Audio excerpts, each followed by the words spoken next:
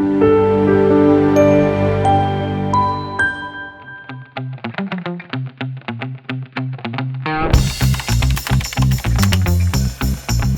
everyone, and thanks for having me today. The biggest barrier by far has been the airline flight capacity into Vietnam and also the oil prices. With the war in Ukraine, the sanctions on Russia, and the lack of supply globally, it's been a struggle for tour operators to secure tickets at the right prices.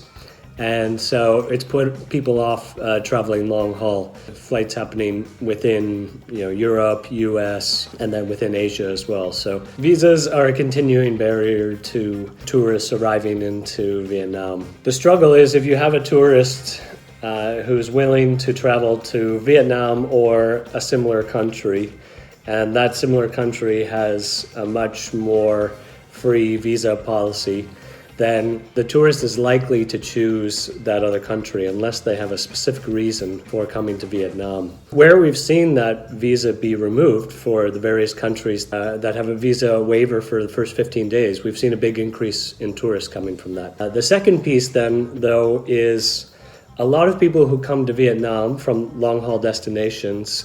So while the visa waiver is great for those countries that's existing, it's only 15 days, so we really need to increase that to 30 days because people are spending more than 2 weeks on their holidays when they come here. Generally, more around 21 to 28 days when they get here. So that would be a huge benefit if we can remove any barriers to the visa policies. For me, the last 3 months have been the best months of the last 2.5 years, to be honest, with seeing a really great return in short to medium haul tourists coming to Vietnam, along with the long haul starting to return finally in the last couple of months.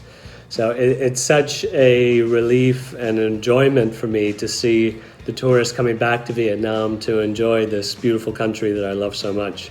It's really a pleasure to be welcoming them again, and you get such a feeling of excitement welcoming the guests to our lovely country once again. For the long haul, we're starting to see the signs of recovery. It's not where I would want it to be just yet because of the challenges I mentioned earlier, but we're starting to see some positive signs finally coming.